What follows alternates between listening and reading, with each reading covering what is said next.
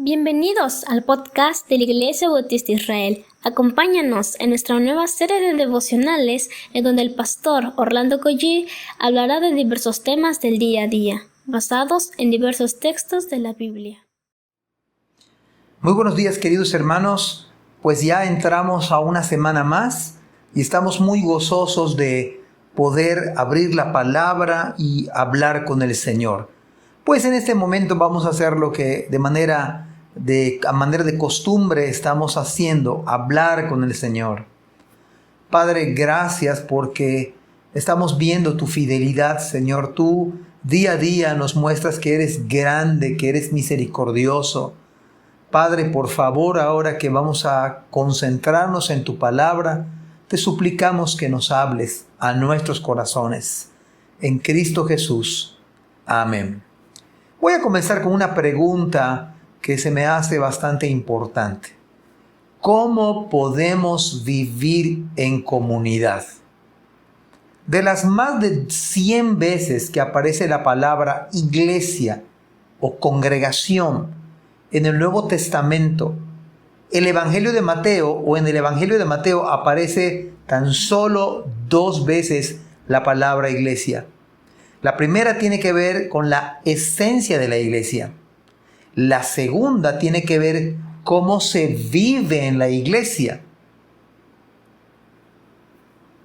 Dice Mateo capítulo 18, versículo número 1. Dice la Escritura: En aquel tiempo los discípulos vinieron a Jesús diciendo: ¿Quién es el mayor en el reino de los cielos? Parece una pregunta bastante inofensiva, pero revela muchas cosas que nosotros podemos aprender en el día de hoy. La pregunta con la que comenzamos diciendo, ¿cómo podemos vivir en comunidad? En primer lugar, la manera de vivir en comunidad es en humildad.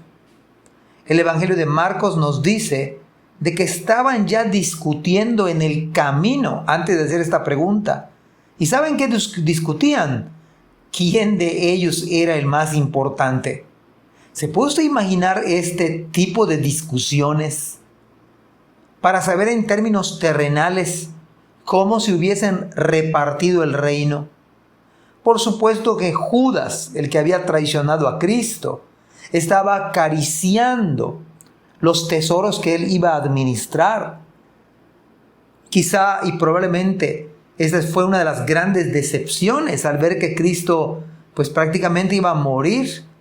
Ver que esta situación, pues lo que él estaba acariciando anteriormente se había echado para abajo. Pero parece ser el gran dilema de nuestra propia generación. A pesar de que han pasado 2000 años, este sigue siendo la constante. Parece que sigue siendo el gran conflicto que se debate en nuestra alma en el día de hoy. ¿Quién es el más importante? ¿Quién tiene la razón? ¿Es que acaso esto debe ser un tema para llevarse a la mesa de discusión? ¿Que acaso esto es valioso como para quién es valioso? Y sobre la base de que la persona se hace mayor. En verdad, este tipo de discusión demuestran solo la estatura de quien demanda ser reconocido. Este tipo de discusión solo demuestra la estatura de aquella persona que reclama ser aceptado. Estos discípulos se les había dado autoridad por el Señor para reprender a los demonios, para curar enfermedades, y quizás eso había despertado en ellos su antigua naturaleza, ya que ahora expresaban sus derechos. Tenemos autoridad. Es que nosotros ahora somos discípulos con poder. Y quizás ellos pensaban, no se nos ha reconocido como tales. Pero la pregunta deja expuestos los sentimientos más egoístas de los discípulos. Similar a aquellos que construyeron la Torre de Babel. Exactamente la misma idea, la misma actitud. Hagámonos un nombre. Increíble, pero una sola pregunta demuestra todo lo anterior. Así que tengamos mucho cuidado, porque se acerca este tipo de actitudes a las del mismo Satanás. Imagínense el hecho de querer establecer su trono junto al Dios mismo, al omnipotente Dios. Pero si Satanás al principio no era Satanás, pero era un ángel especial del Señor, era una criatura del Señor y queriendo poner su trono al mismo nivel del Señor. Sin embargo, hablando de los discípulos, estos tenían mucho que aprender de lo que es el verdadero liderazgo de servicio, liderazgo de sacrificio, liderazgo de humildad. Ningún hombre de Dios aborda los temas del Señor de esa manera.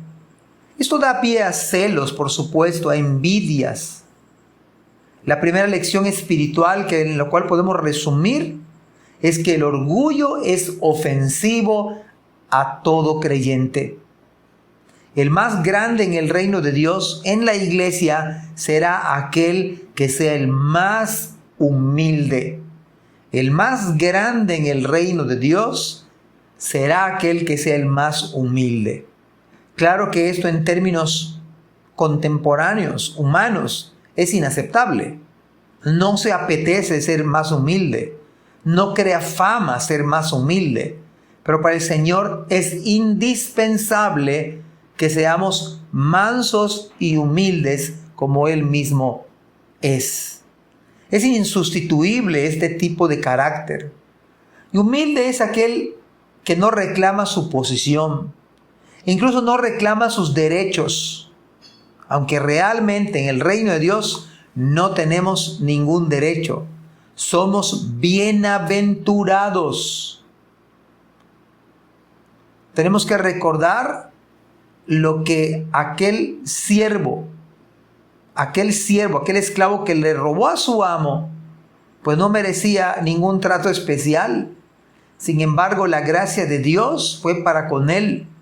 Y cuando él tiene un encuentro con Cristo, Pablo lo envía a su patrón, a su amo, para que arregle sus cuentas. Y le escribe al amo para que trate bien a su esclavo, que no lo vaya a matar, aunque es lo que merecía. Mire Filemón 1, versículos 18 y 19. Dice la Biblia: y si en algo te dañó o te debe, ponlo a mi cuenta. Yo, Pablo, lo escribo de mi mano, yo lo pagaré, por no decirte que aún tú mismo te me debes también. El esclavo tenía que regresar humilde a su amo. Pero Pablo le recuerda al amo que también él tenía que ser humilde para con su propio esclavo. Hermanos, somos deudores de todos. Somos deudores de todos los hombres. Pero, por supuesto, tenemos que ser esclavos de Cristo. Así que esta pregunta revela y muestra el carácter que todavía necesitaba ser transformado por la palabra, por el mismo Cristo, con respecto a sus discípulos. Así que la pregunta es, ¿cómo podemos vivir en comunidad? La única manera de vivir en comunidad en el día de hoy, en la familia, pero especialmente en la iglesia, es por medio de la humildad. Que el Señor traiga y nos haga más humildes. Que Dios les bendiga. Amén. Gracias por escuchar este podcast. Te invitamos a compartirlo y a seguirnos en nuestras redes sociales para que no te pierdas el contenido que tenemos preparado para ti. También nos puedes encontrar en nuestra página web www.ibismerida.org y contáctanos al correo ibismerida@gmail.com. Gracias por acompañarnos. Hasta la próxima.